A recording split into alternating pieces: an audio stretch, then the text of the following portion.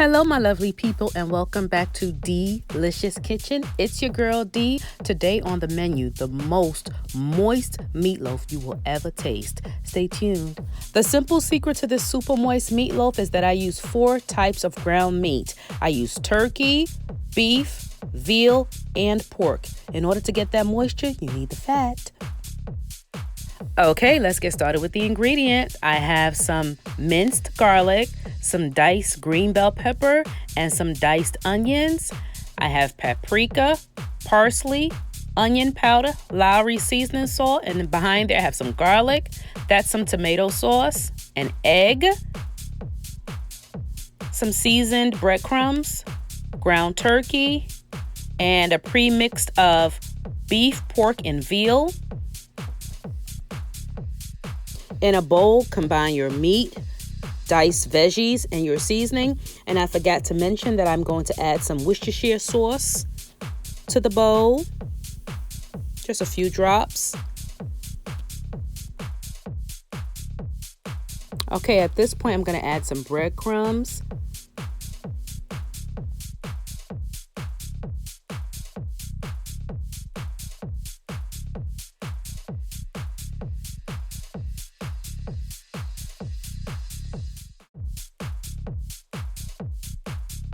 Okay, I almost forgot to add my egg. You need the egg in there to help hold everything together.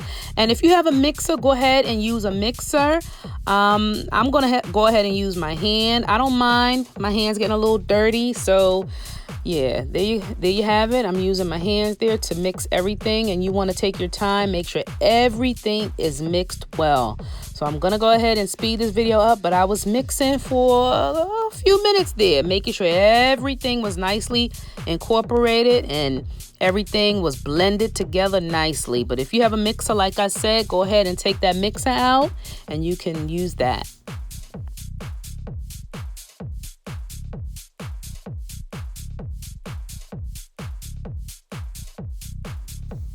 Okay, here I'm going to divide the ground beef mixture into one of my old bread pans. I haven't used this in a long time. I used to bake bread all the time, but my waistline was expanded, and anyone that bakes bread knows that you will consume a lot of that bread because homemade bread is just delicious. Anyway, I'm getting off subject.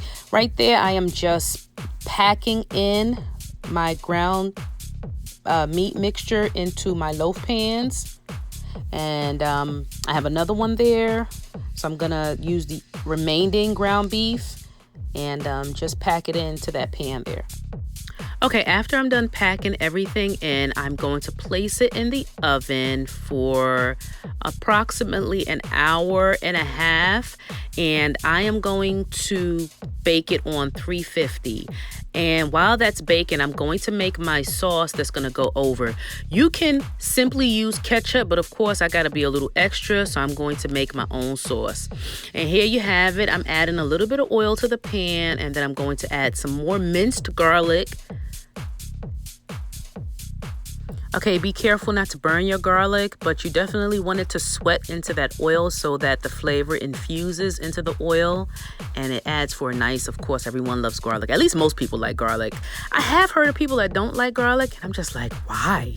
It tastes so good.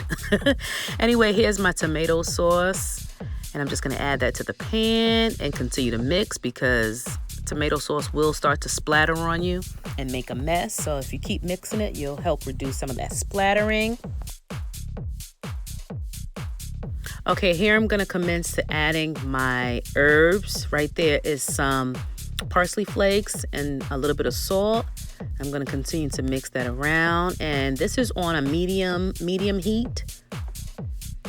And some red crushed peppers. I'm not sure if I listed that in my ingredient initially, but yeah, I decided to add some red crushed peppers. And that's the way recipes go sometimes.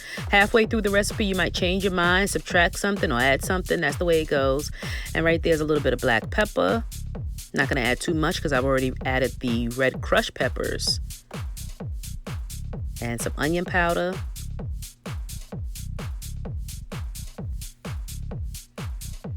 And just continue to mix that until everything is nicely, incorporated and all the flavors have gotten a chance to meet each other.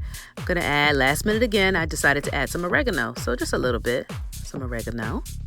Simmer that for a few minutes and your sauce is ready to go on top of your moist, super moist meatloaf.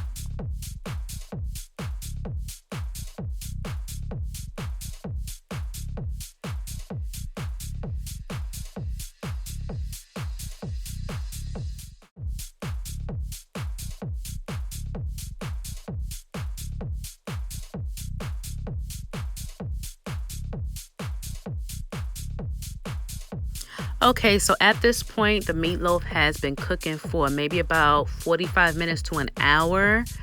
And I'm just going to add that delicious sauce that I just made in the pan. Like I said, you can feel free to add just ketchup to it, or you can add like a barbecue sauce, or you can get creative with your sauce. I'm just, simply adding the sauce on top of the meatloaf. And then I'm going to place it back in the oven and let it cook for maybe about 30 more minutes. And it's going to be done. And it's going to be good.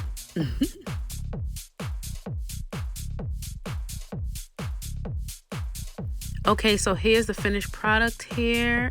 It has cooked, and as you can see, the meatloaf has shrunk in the pan, and that's what ground meat does. It shrunk a little bit. But yeah, here's the finished product. Some moist, super moist meatloaf with a delicious sauce to go on top of it. And I paired my meatloaf with some creamy mashed potatoes, homemade creamy mashed potatoes, and some steamed broccoli. Thanks for watching, and don't forget to hit the like button. Until next time, bye.